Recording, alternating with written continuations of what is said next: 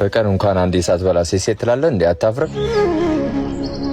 ደሞ አንቺ ከሱ የተሻለ ሰው አጥተሽ ነው? ይሄ ቤተሰብ የለው ለራሱ ከጎዳና የመጣ ወፍ ዘራሽ ከሆነ ሰው ጋር ባታውቀው ነው እንጂ ደሃ ዘር መሆኑ።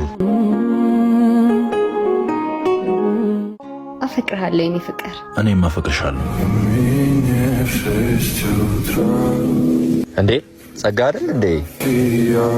አዎ ጭራሽ ከሴት ጋር ይሄ ሰውዬ። አረ የሆነ ነገር እናድርግ። እኛ እንኳን ስራ እያለ እንደሱ ሴት አላልንም። ይሄ ችጋራ። አዎ ና ሄደን ጉድ እናርገው። አጅሬው በቃ አንተ ከዓመት ዓመት ምንም አታፍርም አይደል? ከድህነትና ከችግር ሳትላቀቅ ሴት ላይ መንጠልጠል አይከብድም? በቀን እንኳን አንዴ ሳትበላ ሴት ትላለህ እንዴ? አታፍርም?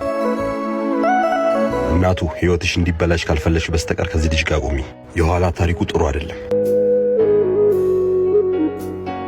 ደሞ አንቺ ከሱ የተሻለ ሰው አጥተሽ ነው? ይሄ ቤተሰብ የለው ለራሱ ከጎዳና የመጣ ወፍ ዘራሽ ከሆነ ሰው ጋር ባታውቀው ነው እንጂ ደሃ ዘር መሆኑ።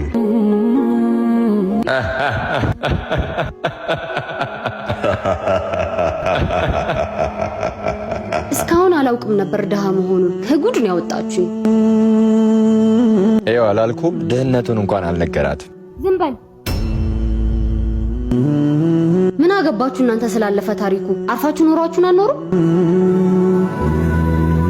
ዞር በሉ አሁን ከዚህ ሌላ ነገር ሳይፈጠር። በማያገባችሁ አትጉ። ሂዱ ከዚህ።